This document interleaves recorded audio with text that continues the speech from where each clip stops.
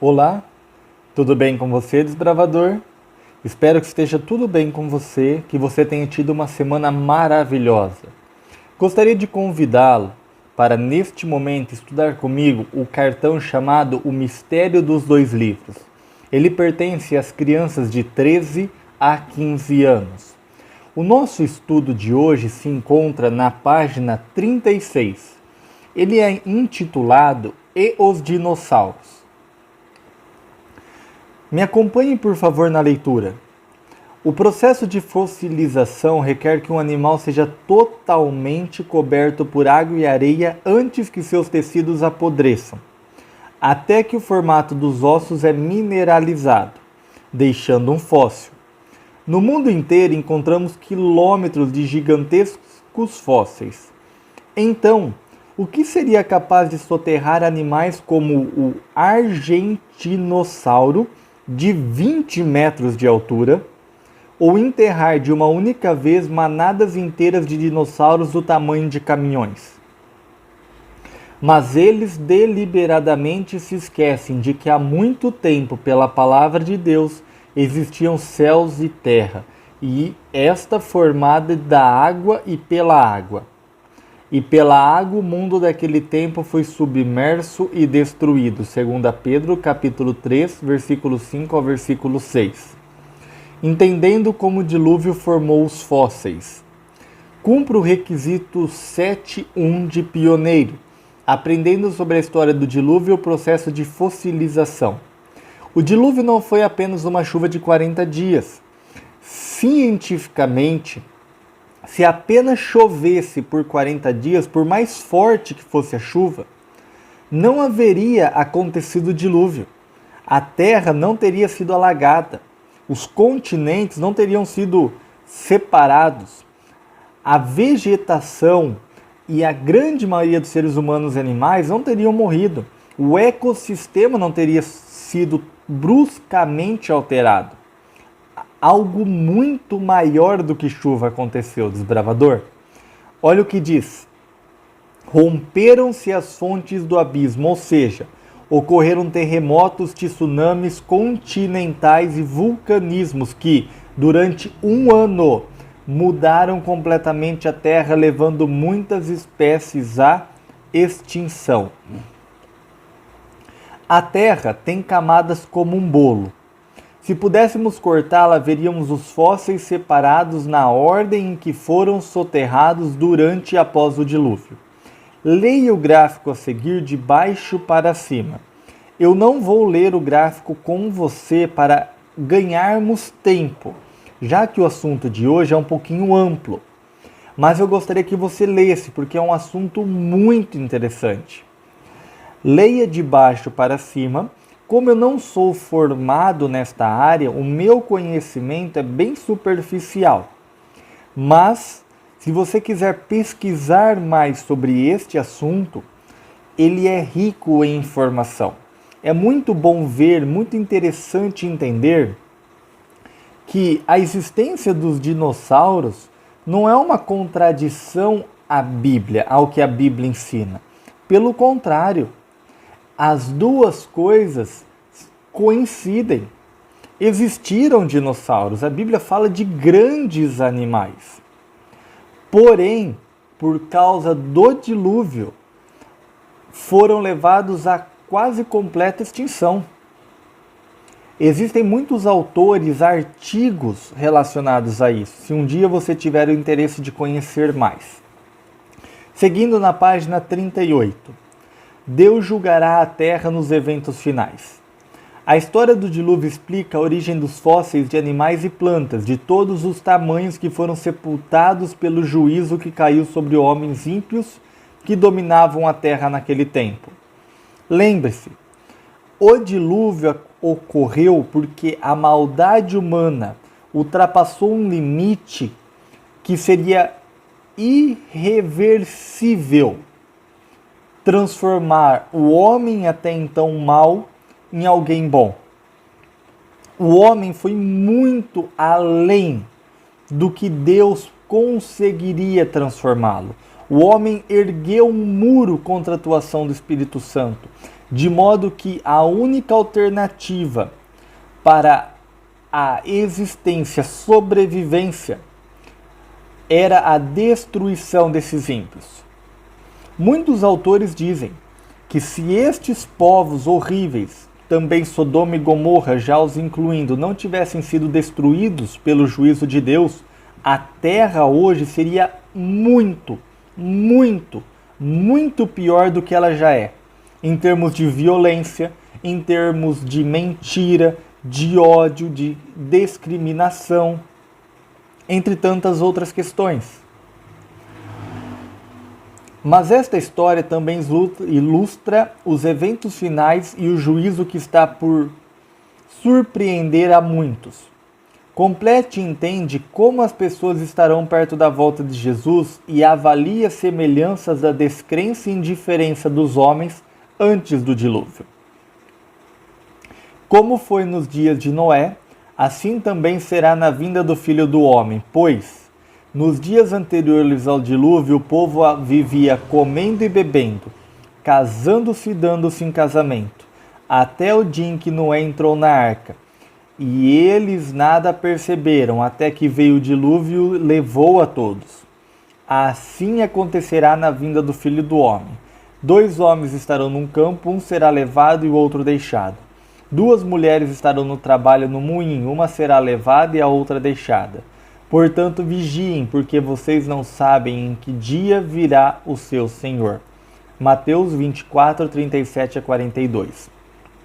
Desbravador, observe a grande semelhança entre o dilúvio e a volta de Jesus, ou entre a volta de Jesus e o dilúvio. O próprio Senhor e Salvador Jesus Cristo, ele usou como um exemplo para explicar sobre a sua volta o próprio dilúvio. Assim como antes do dilúvio as pessoas se davam em casamento, as pessoas se preocupavam com o que iriam comer, o que iriam vestir, se preocupavam com os seus negócios, se preocupavam com as coisas fúteis da vida, mesmo Noé pregando sobre o dilúvio vindouro, elas só foram finalmente acreditar quando o dilúvio aconteceu, mas aí já era tarde demais. O mesmo acontecerá na volta do Senhor Jesus Cristo. Hoje, embora grandes homens, embora o povo de Deus se levante para proclamar que Jesus está muito perto de voltar e que a volta de Jesus não tardará muito tempo mais, ainda assim a preocupação das pessoas é se casar, é conquistar o mundo material e físico através de lindas casas, belos carros, é realizar viagens, se preocupam com o que vão comer, com o que vão beber, também continuam se preocupando com as coisas fúteis e superficiais desta vida, até o dia em que Jesus voltar. E então elas vão acreditar, mas aí já será tarde demais. Também quero fazer menção a um outro detalhe muito importante. Este versículo muitas vezes é usado para ensinar que na volta de Jesus Cristo as pessoas serão arrebatadas, porque ele diz assim: 2 homens vão estar no campo, um vai ser levado, o outro deixado, ou seja, um foi arrebatado, o outro ficou na terra. 2 mulheres estão trabalhando no moinho, uma vai ser levada, a outra deixada. Ora, uma foi arrebatada, a outra foi deixada. Não é isso que o texto bíblico ensina. Estas pessoas distorcem o texto bíblico, porque não é isto que ele está ensinando. Elas estão analisando o versículo, esta parte do versículo, sem analisar o contexto. Ora, como foi nos dias de Noé? Todo o contexto está embasado no dilúvio. Quando o dilúvio aconteceu, os que foram levados pelo dilúvio não foram os salvos, foram os perdidos. Os salvos ficaram dentro da arca, em segurança. Então, quando as pessoas se ensinam que Jesus vai tomá-las pelo arrebatamento, elas estão mudando o texto. Estas pessoas que são levadas, 2 homens estão no campo. Um será levado, o que foi levado é o que se perdeu, não o que se salvou. Duas mulheres estão trabalhando, uma é levada, a outra deixada. A que foi levada é que se perdeu, não a que se salvou. O dilúvio levou os perdidos, não os que foram salvos. Elas não analisam o contexto da passagem. E nós vamos falar um pouquinho sobre isso também, por isso que eu já adiantei esta importante informação. Leia Apocalipse 20 e tente enumerar a sequência correta destes eventos finais, e com isso cumpra o requisito 2.4 de excursionista. Nós não vamos ler Apocalipse 20. Eu aconselho que você leia na sua casa, em um momento de meditação. Mas neste momento, eu vou já colocar os eventos na ordem e explicá-los, tudo bem? O primeiro evento é Jesus aparece nas nuvens dos céus. Tudo inicia com a volta de Jesus. Jesus aparece nas nuvens dos céus. Segundo evento, os salvos vivos são resgatados. Terceiro evento, os justos mortos ressuscitam e são levados ao céu com os demais salvos. Jesus apareceu nas nuvens dos céus. Os salvos que estão vivos, vendo Jesus voltar, são transformados por Deus. Os salvos, mas que estão mortos, presos na sepultura, são ressuscitados, já transformados. E estes dois grupos de salvos encontram Jesus nos ares, no céu. Evento 4. Os justos reinam com Cristo por 1000 anos, julgando os nomes escritos nos livros. Quando os salvos forem para o céu, eles vão permanecer um período literal de 1000 anos. Nestes 1000 anos, a principal atividade deles será julgar. Apocalipse 20 fala sobre isso.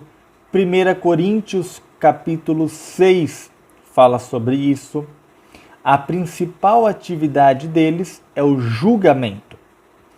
Mas como assim julgamento? Quando Jesus volta, o julgamento para se decidir quem está salvo e quem está perdido já se encerrou. Porque se ele não tivesse sido encerrado, Jesus não poderia voltar e já determinar quem está ou não. Por mais que ele saiba, é necessário um julgamento formal para todos os anjos, todos os mundos não caídos. Quando Jesus volta, já aconteceu o julgamento. Já se sabe quem está salvo e quem está perdido. Os salvos vão para o céu. Os perdidos nós vamos falar daqui a pouquinho. No céu, então, o julgamento que nós vamos fazer, os salvos vão fazer, não é para se decidir quem está salvo ou não. Ora, Senhor Jesus, mas o meu melhor amigo não foi salvo. Eu queria que ele fosse salvo. Vamos salvar ele?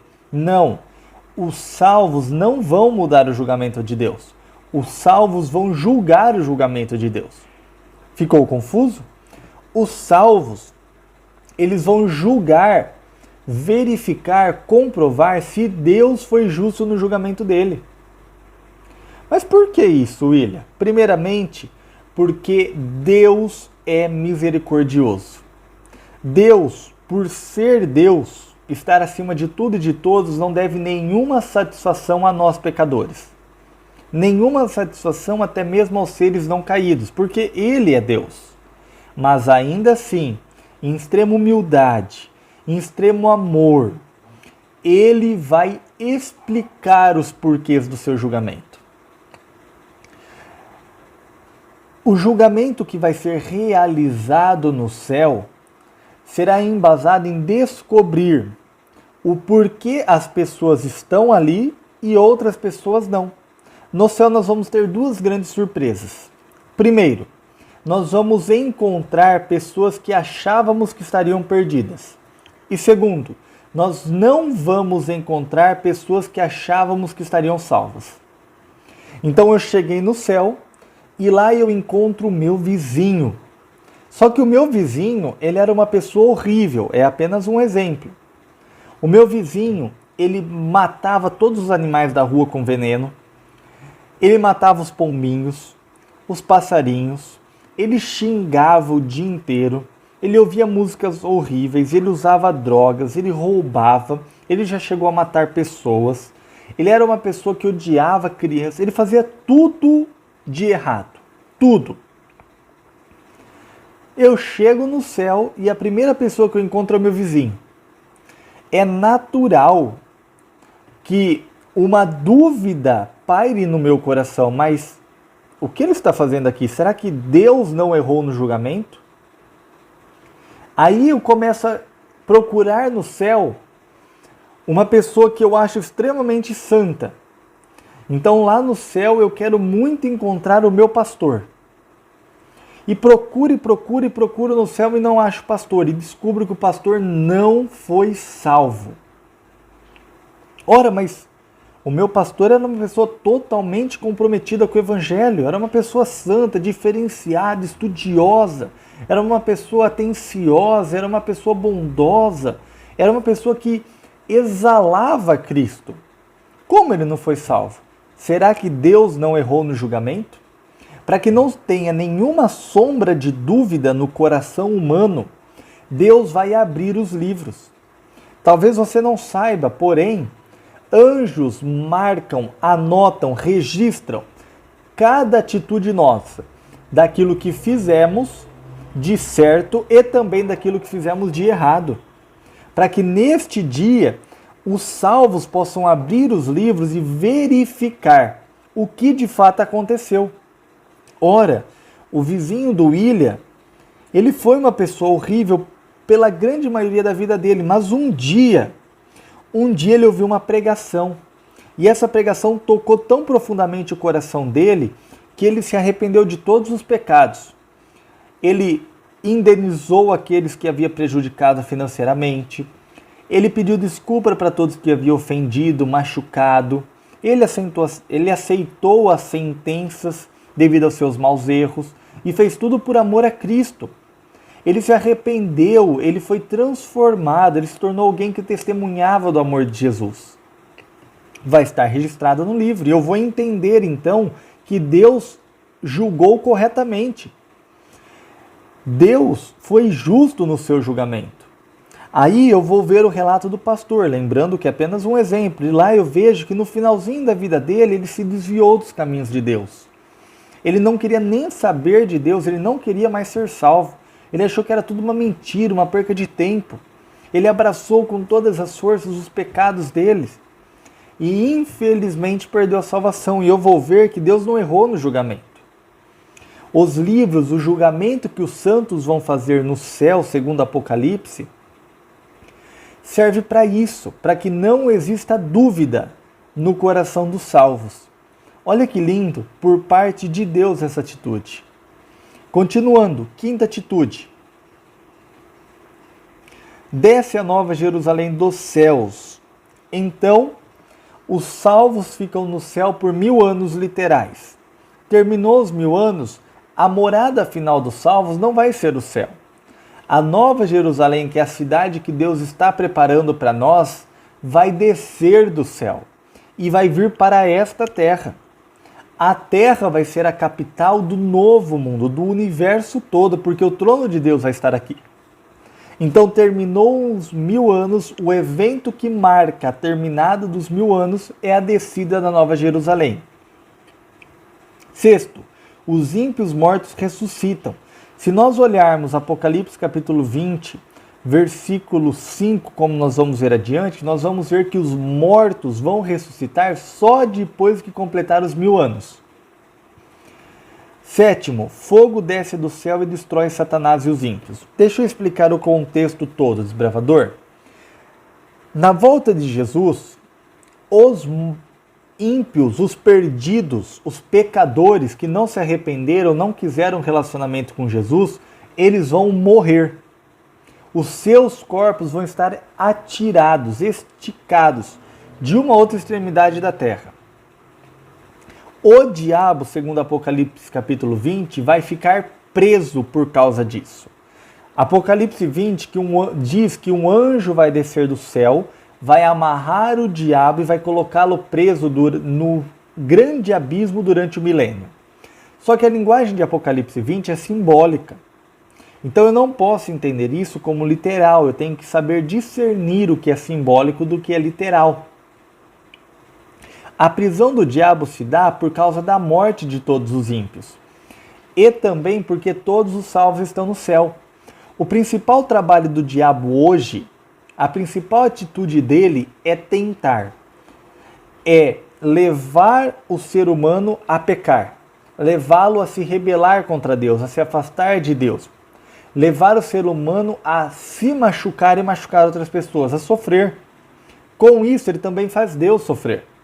Se todos os ímpios foram mortos, e se os salvos estão no céu, onde o diabo não mais os alcança, porque o diabo não mais pode sair deste planeta depois da morte de Cristo na cruz, ele ficou preso aqui, segundo Apocalipse capítulo 12, então o diabo vai estar preso por suas próprias circunstâncias. Pela ocasião, pelo momento, o diabo não vai ter o que fazer durante os 1000 anos, não vai ter ninguém para tentar, para machucar, estará ele sozinho com os seus anjos maus. Termina os 1000 anos, a Nova Jerusalém desce do céu. Deus ressuscita todos os ímpios, não só os que morreram na volta de Jesus, mas também todos desde os primeiros tempos, de todas as eras. Ao ressuscitá-los, o diabo então sai da prisão, porque agora ele tem a quem enganar. E a primeira grande mentira que ele conta é que foi ele quem ressuscitou os ímpios. Não Deus, mas ele pelo poder dele. Ele mostra a Nova Jerusalém e diz que pela força deles, porque os perdidos são como a areia do mar, em termos de quantidade, eles podem tomar a Nova Jerusalém, eles podem vencer Deus. Nisso, o que acontece? Eles marcham contra a Nova Jerusalém. À medida que ela está descendo, eles sitiam a Nova Jerusalém, eles ficam ao redor dela. E então, fogo desce do céu e destrói Satanás e os ímpios. Destrói completamente. Não existe o conceito na Bíblia de que o inferno literal é um ambiente literal na qual os mortos, aqueles que pecaram, vão queimar por toda a eternidade. Isso não é bíblico. Por quê? Primeiramente, desbravador, porque a Bíblia afirma que o pecado vai ser totalmente erradicado do universo, destruído. Não vai existir mais pecado. Não vai mais existir pecador. Mas se existe um inferno literal em algum lugar, é óbvio que o pecado não vai ser destruído, nem mesmo o pecador. Porque quem está no inferno não está louvando a Deus enquanto queima. Não está em silêncio enquanto queima. Está gritando, está blasfemando o nome de Deus. Xingando a Deus, ofendendo a Deus e os salvos. Isso é pecado. Então quer dizer que ou a Bíblia está errada ou a doutrina está errada. Porque elas se divergem, se contradizem. A Bíblia não erra. Então existe um problema na doutrina, no ensinamento. Outra coisa, você realmente acha que Deus seria amor se permitisse que mesmo os perdidos queimassem por toda a eternidade? Ah, William, mas Deus também é justiça. É verdade, mas Deus é a perfeição da união entre justiça e amor. Deus não é justiça ao ponto de deixar de ser amor, e nem é amor ao ponto de se esquecer da justiça. E um detalhe ainda maior: Deus não seria justo se o inferno existisse. Deus é justiça, por isso o inferno existe? Errado. O inferno contradiz a justiça de Deus, porque imagine assim, desbravador, eu passei a vida inteira cometendo pequenos pecados. Contava uma mentirinha aqui e uma ali. Às vezes eu roubei para sobreviver, para comer, para dar de alimento para os meus filhos. Eu já briguei algumas vezes, mas eu não era uma pessoa ruim. Não era uma pessoa má, não dava trabalho para os meus vizinhos, ficava sempre na minha. O maior problema é que eu não queria saber de Deus. Eu tinha os meus pecados, não queria abandoná-los e não queria saber de Deus. Agora, uma outra pessoa, essa era má de verdade. Ela abusou de muitas mulheres, ela matou muitas pessoas, ela bateu em muitas crianças, ela usava droga, bebida, ela fumava, ela fazia tudo que era errado. Tudo que você pode pensar ela já fez. Seria justo eu ir para o mesmo lugar que esta pessoa, queimar o mesmo tanto que ela no inferno, sendo que os meus pecados nem se comparam aos dela? Deus não estaria sendo justo por causa disso. Outro detalhe ainda, desbravador, que mostra como essa doutrina do inferno é contrária à Bíblia. A Bíblia diz que no céu, Deus proporcionará aos seus filhos alegria eterna, felicidade eterna. Mas você acha mesmo que eu, como um salvo, vou viver eternamente alegre, sabendo que alguém que eu amo muito está queimando no inferno e vai queimar por toda a eternidade? É claro que não. É claro que não. A Bíblia diz que em um determinado momento Deus vai enxugar dos olhos toda lágrima. Mas vocês acham que eu não vou continuar chorando, sabendo que alguém que eu amo muito está queimando? Então perceba que ou eu aceito esse ensinamento, ou eu sigo o que a Bíblia ensina. Eu, como um cristão, tenho que seguir a Bíblia, porque a palavra de Deus é absoluta. Todo e qualquer ensinamento que é contrário a ele, eu tenho que tirar da minha vida. Mas então o que vai acontecer, William? Como Deus vai julgar de forma amorosa e justa? É simples. Desce fogo do céu e queima cada um segundo a proporção dos seus pecados. Todo pecador vai ser destruído, porque o pecado tem que existir. Deus não quer destruí-lo. O problema é que o pecador não quer abandonar o pecado. Deus promete destruir o pecado, mas se o pecador se agarrar ao pecado, ele vai ser queimado junto. Então, se uma pessoa ela pecou pouco, ela vai queimar pouco, mas vai morrer eternamente. O fim vai ser o mesmo. Se uma pessoa pecou muito, ela vai queimar muito mais tempo e vai morrer eternamente. O diabo, que foi o primeiro a pecar e levou todos os demais a pecar, é o responsável por todo o pecado, ele vai ser o último a ser destruído. Vai queimar por muito mais tempo, mas vai chegar uma hora que ele vai ser destruído. Deus não sente prazer no sofrimento, nem mesmo do ímpio. Tudo bem? Perfeito. 8. A nova terra é recriada. O mesmo fogo que queima, destrói o pecado e o pecador, ele também purifica a nova terra. Deus vai recriar, restaurar, restabelecer uma terra ainda mais linda do que era no princípio. Tudo bem? Com isso nós concluímos do número 1 ao número 8. Pergunta 3. O que acontecerá com os perdidos durante os 1000 anos? Apocalipse 25, 20, versículo 5. Vamos ler o versículo, por favor? O restante dos mortos não reviveram até que se completassem os 1000 anos. Observe, aqui eu estou mostrando no verso bíblico o que eu havia dito. Os mortos ressuscitam só após o milênio.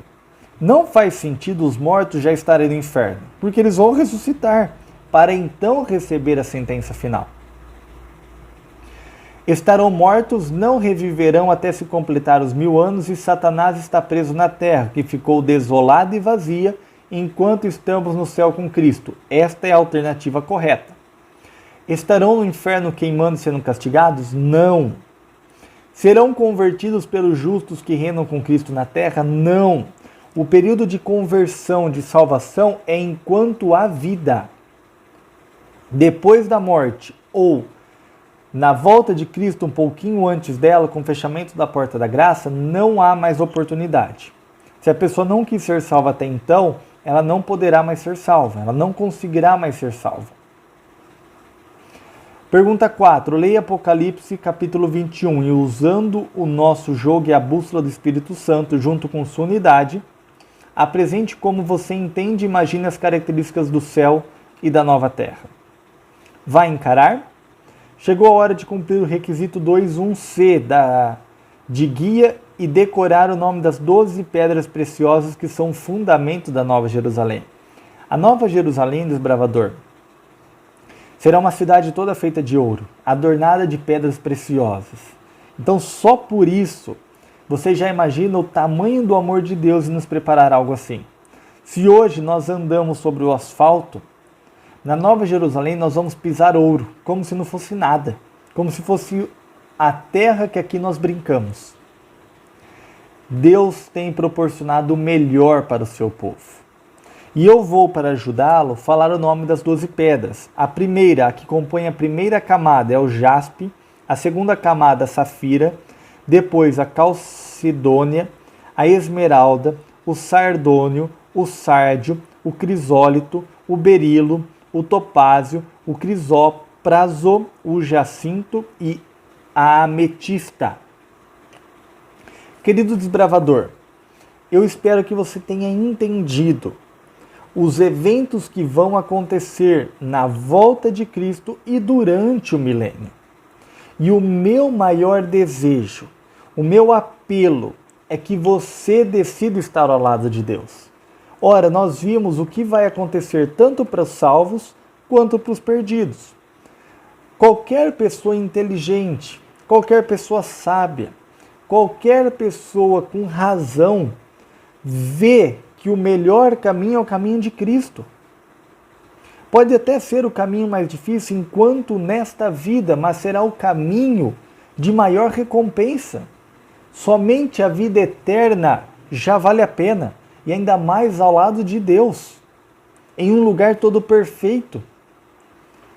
Qualquer pessoa em sã consciência escolheria o caminho de Deus, porque é o melhor caminho, e Ele te mostrou hoje, porque o maior desejo do coração dele é que você escolha o mesmo caminho e percorra esse caminho até que Jesus volte. Eu não vou mentir para você, desbravador, em muitos momentos você vai ser tentado a olhar para trás, a voltar, a desanimar, você vai tropeçar e vai cair. Só que o segredo é caminhar com Cristo por este caminho. Jesus não disse que você precisa caminhá-lo sozinho. Pelo contrário, você vai caminhar com o próprio Deus, com o nosso Senhor e Salvador Jesus Cristo. Se andarmos com as mãos dadas a Ele, não tem como nos perder. Não tem, desbravador. Cristo está muito perto de voltar. Não posso dizer quando isso vai acontecer, mas como vimos no estudo passado, e acho importante lembrá-lo, praticamente todos os sinais se cumpriram. Vigie, aguarde, se aproprie da salvação pelos méritos de Cristo Jesus, e você não se arrependerá. Vamos orar neste momento? Oremos. Nosso querido e bom Deus, obrigado pelo estudo deste momento. Obrigado por cuidar tão bem das nossas vidas. Pedimos, Senhor, que na Tua infinita misericórdia e no Teu poder sem fim, salva-nos para o Teu reino. Ajuda-nos, Senhor, a fazer apenas o Teu querer e a Tua santa e bendita vontade. Ajuda-nos a escolher o caminho de Cristo Jesus e sermos salvos pelo sangue e sacrifício dele. Em nome de Cristo Jesus. Amém.